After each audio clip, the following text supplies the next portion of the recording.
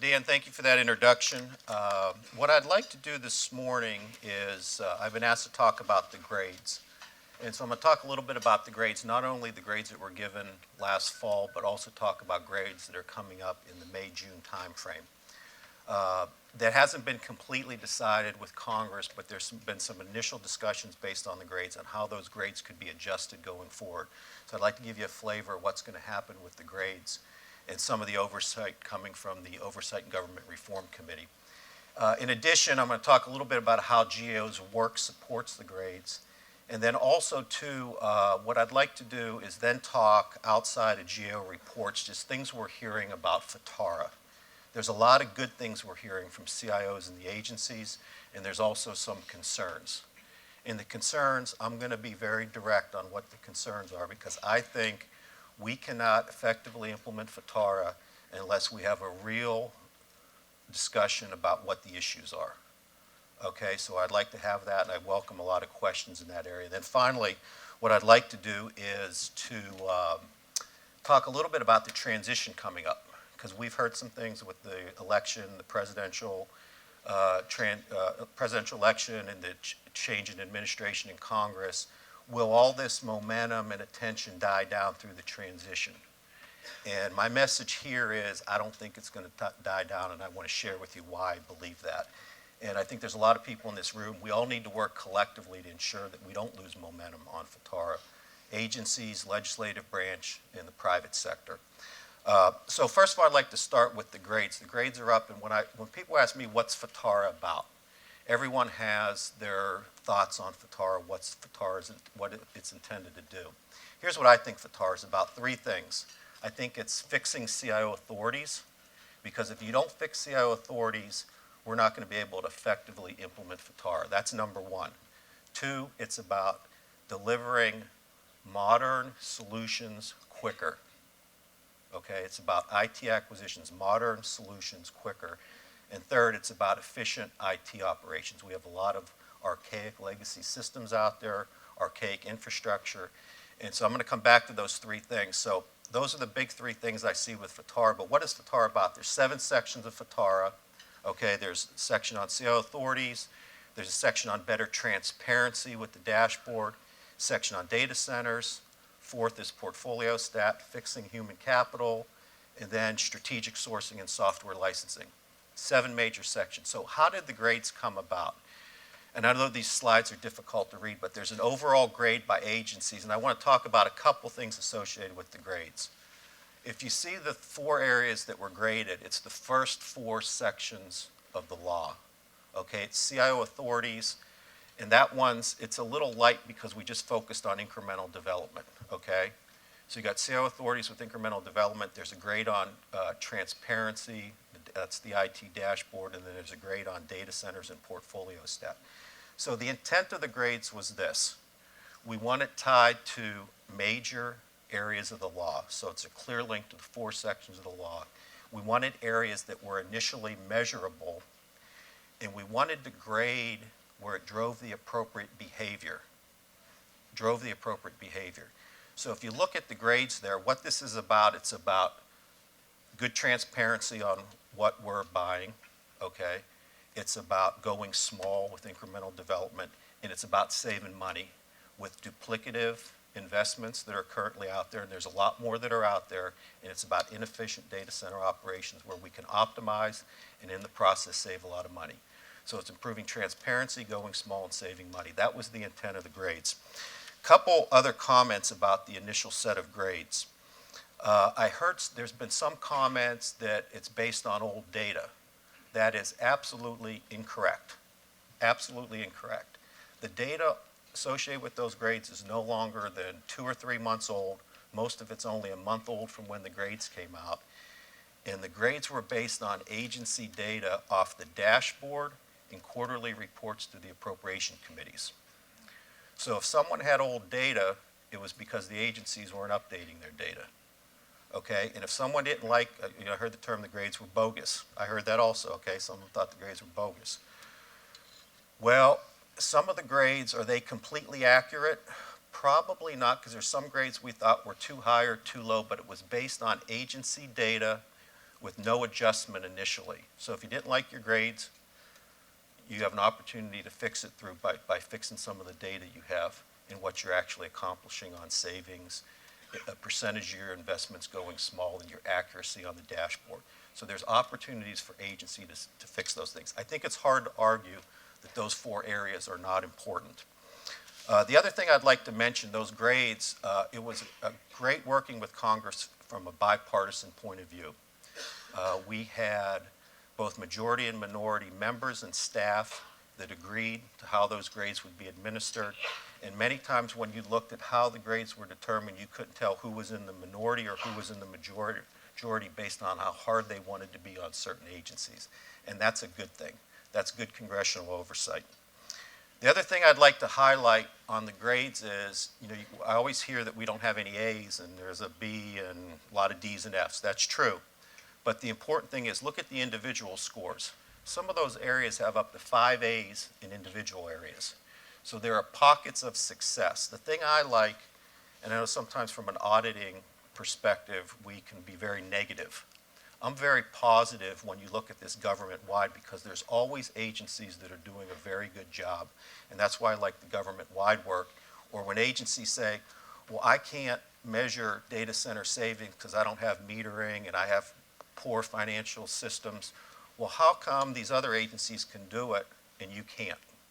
So I think some of the obstacles we have, and I acknowledge that there are obstacles, but those obstacles can be overcome. Going forward with future grades. Okay, this is self-reported agency data. There's a couple things that are being considered currently on the Hill now with the grades. First of all is the FITARA implementation plans. All those plans are in except for the Department of Labor and Energy. Those two have not been approved yet. You mentioned that the updates are to occur in April. We're expecting those updates. Those plans are very important because what they do is they set the stage for where agencies are at on their CIO authorities, and if their authorities aren't where they need to be, it's a plan to fix it. It's a plan to fix the authorities. So, again, I go back to the first three things that I said about what FITARA is about, improving CIO authorities. There's been some thought about looking at those FITARA implementation plans and rewarding some of the agencies that have strong, robust plans and really acknowledge their challenges. So perhaps they get an uptick on their grades. That's potential. That's not real measurable. That's going to be more, let's review the plans and look at the best ones that are out there and really reward those agencies. The other thing is, we got the self-reported data. The self-reported data, I can tell you right now, isn't always right. So I have a job coming out on incremental development where we look at those grades, and some agencies are saying that 78% of their projects are delivering within 6 months. And I'll give you an agency without naming it, but we looked at that agency and it was really about 32% instead of 78% were planning to deliver in 6 months. So there's an opportunity to fix some of the misreporting on incremental development. Dashboard accuracy.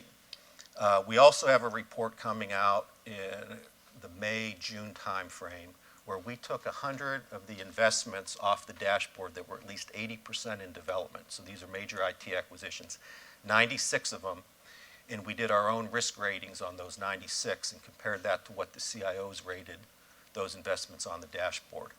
So I'm not going to get into too much of the details there, but you can probably put the pieces together and figure out what our assessments look like compared to the CIO ratings.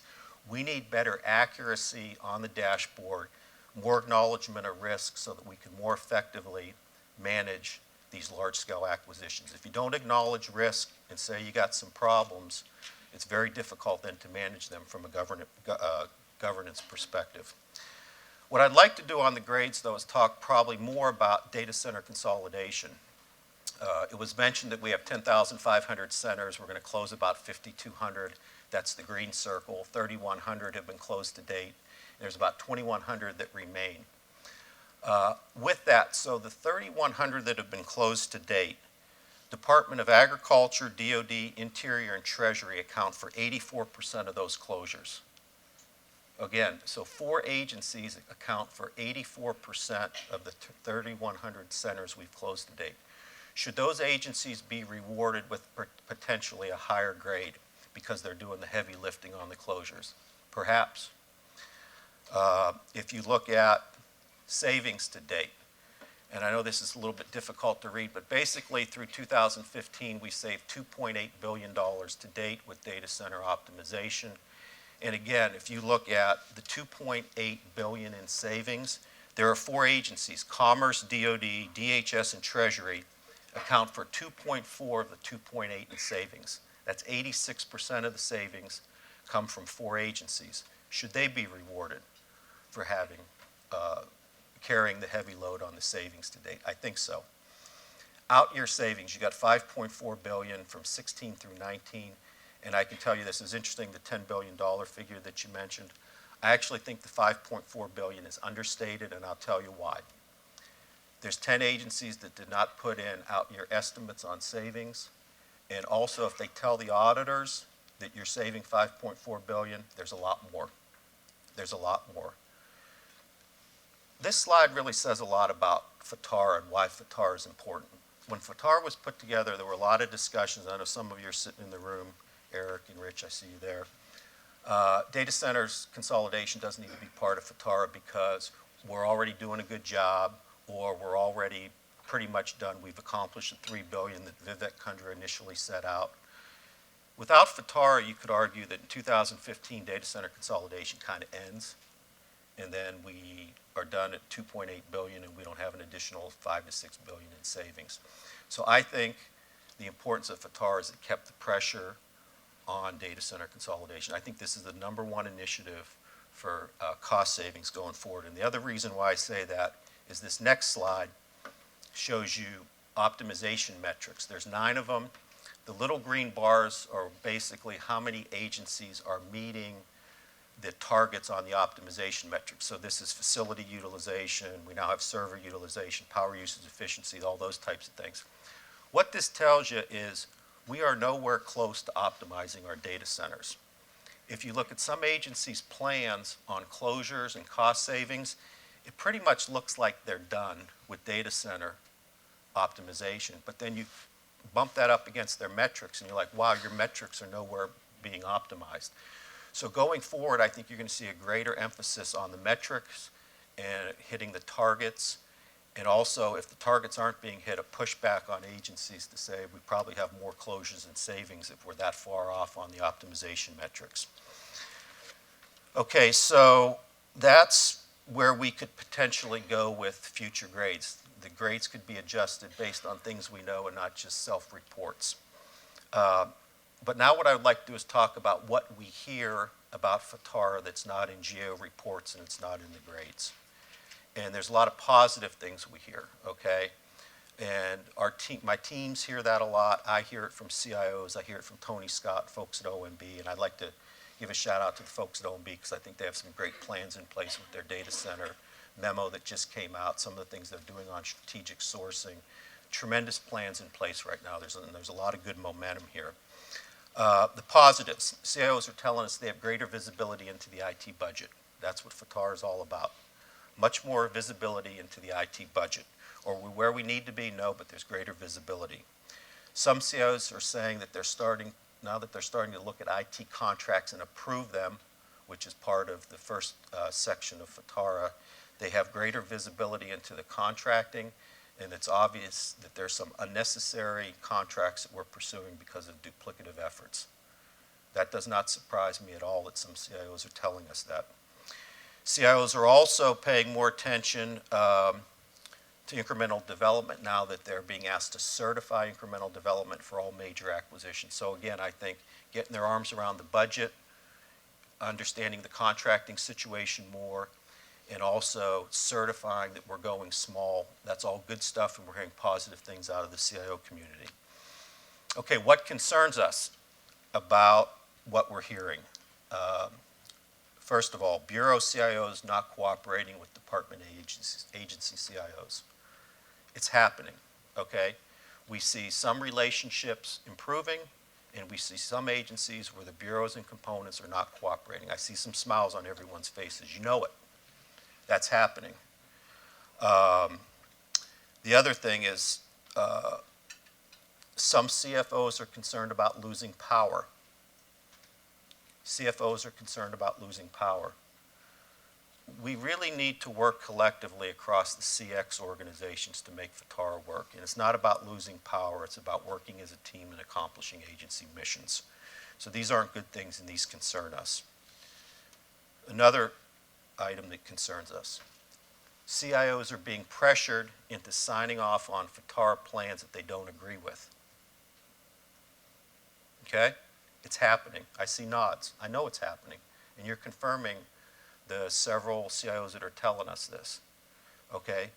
We should not be pressured into signing off on plans that we don't agree with, because those plans need to be accurate so that we can fix the authorities going forward. And then also, too, some agencies are viewing FITARA as a compliance exercise.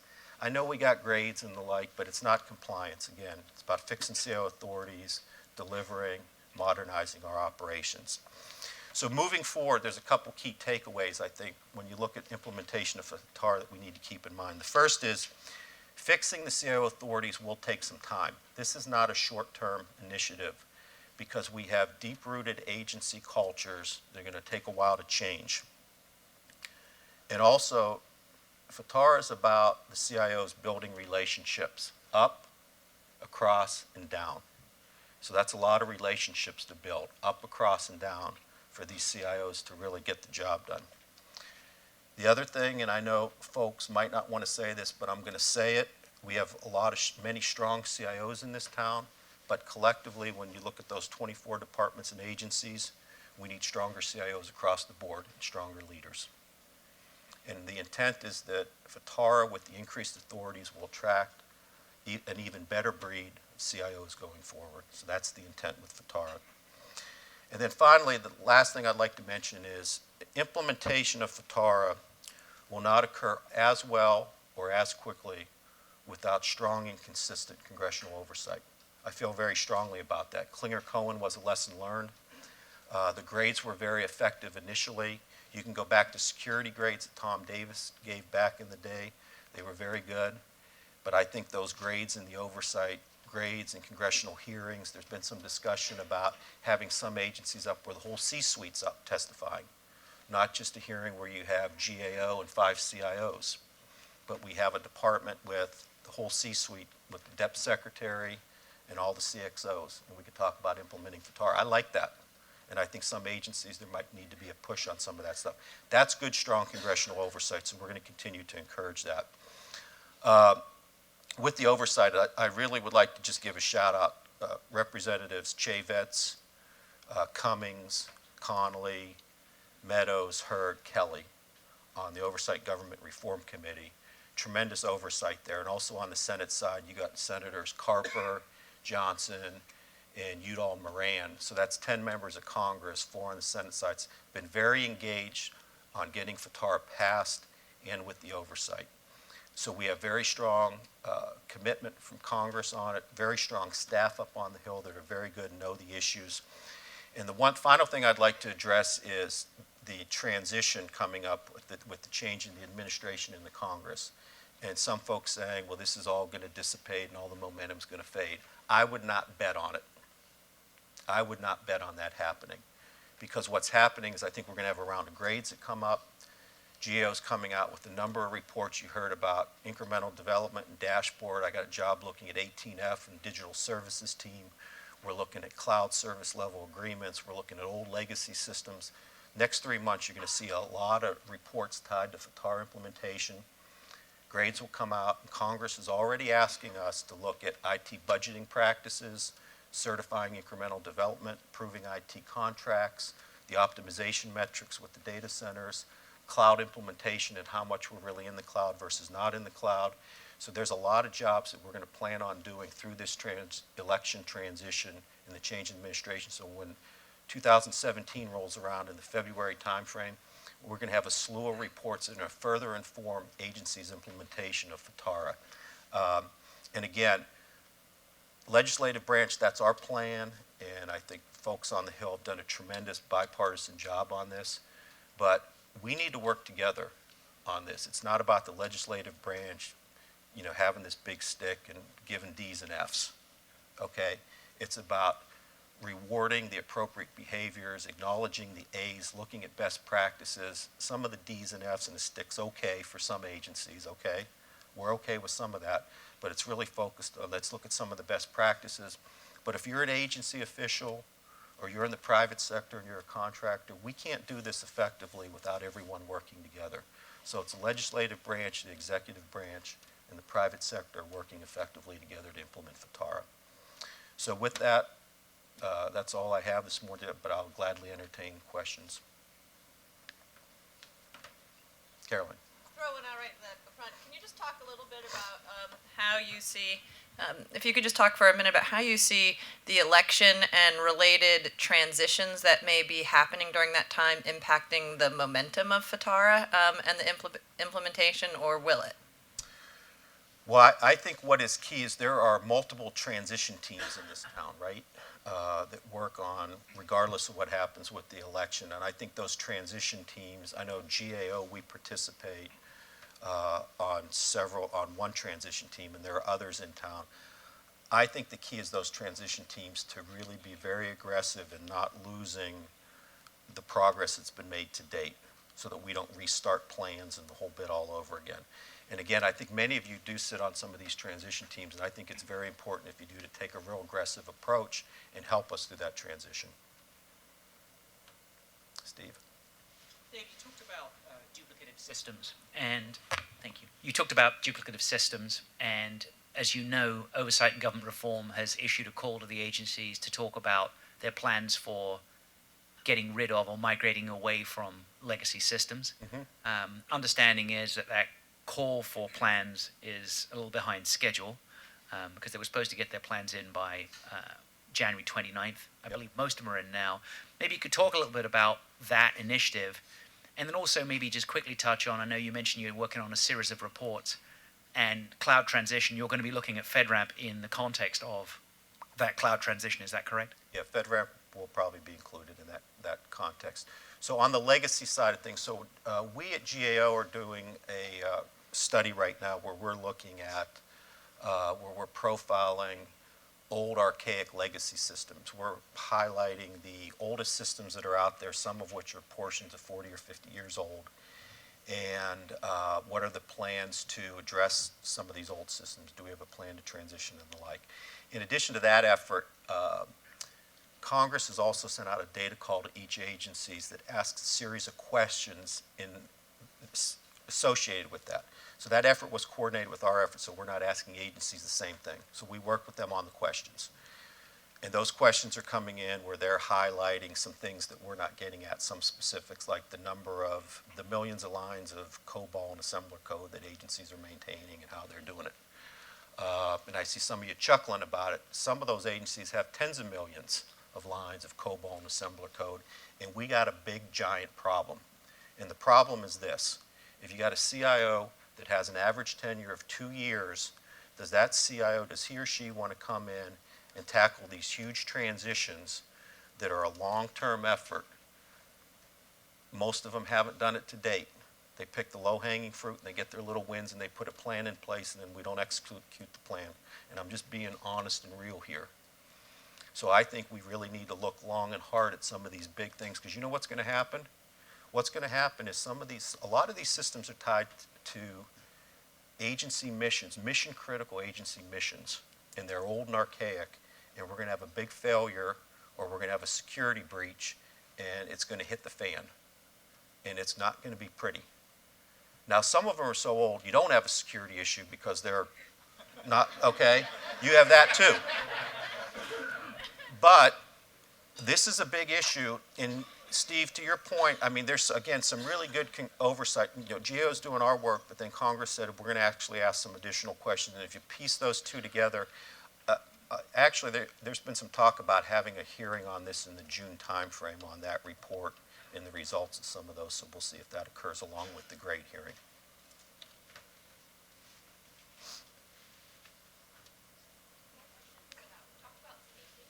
Mm-hmm. Do you have any data on the costs of the data center consolidations? Because I know that's something that we struggle with as we bring that up. That's a good point. You know what's interesting is I thought OMB did a really good job. We don't have details on the costs Although I do think when you look at OMB starting to collect some of that data, and we're working with OMB on that, and hopefully they can address some of those things too. I do think there is, you're absolutely right, there's a cost associated with some of that up front in the whole bit, but it's really interesting when you still look at those are net savings that the agencies are reporting to us, right? So they're taking out the costs. So there's no doubt there are upfront costs, and we know that's been a challenge with some agencies. But again, if you look at the $8.2 billion in savings, that's net, going forward. So that's kind of where we're at on it. Alan? Your comments about the kind of qualifications of the CIOs, we've strengthened the position, but we haven't taken steps to strengthen the people who are in those positions. Has there been any thought given to kind of upping the standards on both the OPM side and the confirmation side to be sure the CIOs that come into those positions are properly credentialed, have the right kind of background, as is the case on the CFO side of the house? Alan, not that I'm aware of, but I think that's a very valid point. And I do want to say, I got a great deal of respect for a number of CIOs in this town. I think there are a number that are very qualified, and there's a number of folks that work very hard, but I'm just saying, across the board, and we're kind of seeing it. There's some CIOs that are leaving, but it's going to be an interesting point through the transition because there will be more turnover with the change in administration, right?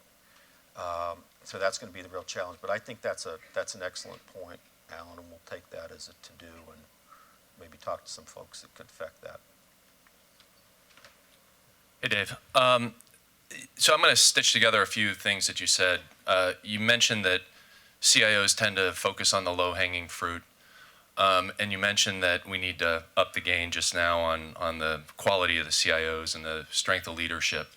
At the same time, I've seen, and I think everybody in this room's probably seen, CIOs walking out of CFOs' offices with their tail between their legs because CFOs eat CIOs for lunch. They're not equivalent.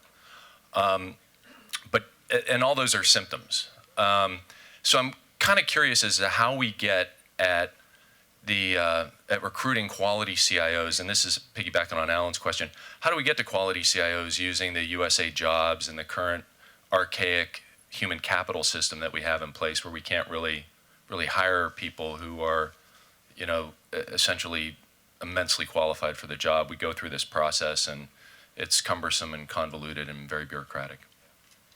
That's a tough one, Paul, right?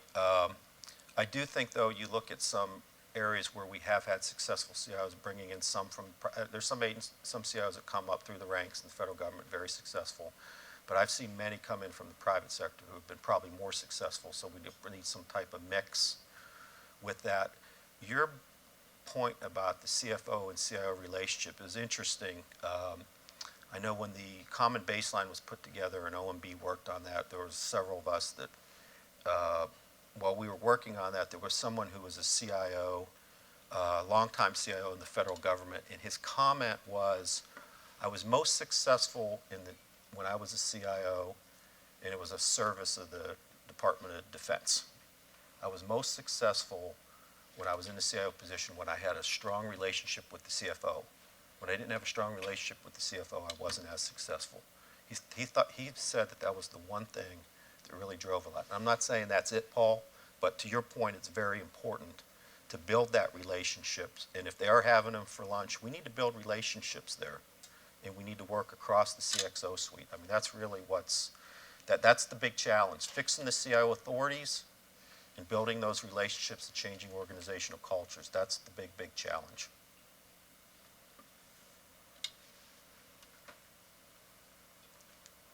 So if I can continue that discussion a little further, many strong CFOs have actually taken quite a bit of IT within their organizations, shared services, strategic sourcing, financial systems, many others. And so you have situations where CFOs control a lot of IT.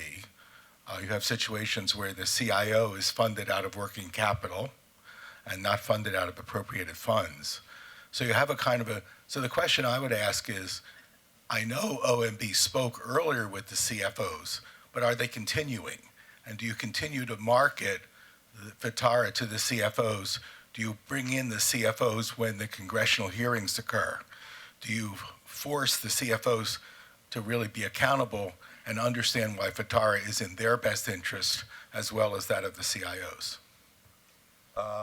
Yeah, Bob, right? So Bob, yeah, I think it's okay if the CIOs are controlling that. If they're doing a good job, let them do it. The key is who's accountable. Who's accountable to ensure that we're acquiring things the right way, the way the taxpayers would want us to acquire things, and we have efficient operations. If the CFOs are doing a good job, let the CIOs partner with them, let the CFOs keep doing it. But the question is it being done effectively and efficiently? I don't know. What I like on the IT dashboard, so when the IT dashboard got rolled out and we have all these major investments on the dashboard and we have the CIO's picture and that was to help improve the authorities of the CIO, I think there ought to be an appropriate business owner's picture there too. And if the business owner happens to be the CFO in some instances, that's fine. But that's what people want. They want to say, okay, with this investment or these operations, who's in charge? Is it the CIO? Is it someone in the business? Is it the CFO? And when there's a failure that occurs, let's stop blaming just the program manager. That's what too frequently happens, and we don't have an executive to point to who owns the acquisition or the operations. And there is an executive, I believe, that owns all those things. So that's about fixing governance and really what FITARA is about too when you look at that first section of FITARA. Steve. Dave, we've been talking about the same issues since the abacus in government IT. It's the same issues over and over again. One of the key parts of FITARA that was cut from FITARA was, from the legislation, was the revolving capital fund. Now that's was in the budget and it's being resurfaced in the new cloud infrastructure transition bill, the Moran-Udall bill. Could you talk about the importance of the revolving capital fund and your perspective on that? So in terms of revolving capital funds, you know, there's also a fund that's been proposed on modernizing legacy systems out of OMB, right? So you got the legislation that has a fund, and you got this that has a fund. I think the key with those funds, in order to ensure that, because Congress is going to tell you this, we spend $90 billion, and like on the modernization fund, they're going to say we spend, most of it's on legacy, but we spend 20 to 25 billion modernizing already, so why do I need to give you another 3? Okay, but if you say, well, it's a one-time $3 billion appropriation and then it gets paid back through savings, that's what kind of needs to be sold more appropriately with both those funds. When you look at those funds and the potential to jumpstart cloud or to jumpstart modernization, I also say, you know, data center consolidation, there's money to be saved there too, so let's not lose sight of that. And if you want to fund some of these things, let's reinvest the savings. So you got a lot of money, you got savings, but also too, when you look at some departments and agencies in terms of like when you look at legacy spend versus DM&E, there's some agencies that spend less than 10% of their budget on DM&E. Well, you know, maybe a little kitty that would help jumpstart certain efforts would be helpful. So you need to look at each agency individually, and you also need to look at those funds and ensure the way that those funds will come about. You need to really make sure Congress is on board with what they're being used for, the most appropriate things, and you got the right process in place to effectively manage it, and that they feel real comfortable that there's a real prioritization across the federal government on what's going to either cloud or to modernize legacy systems.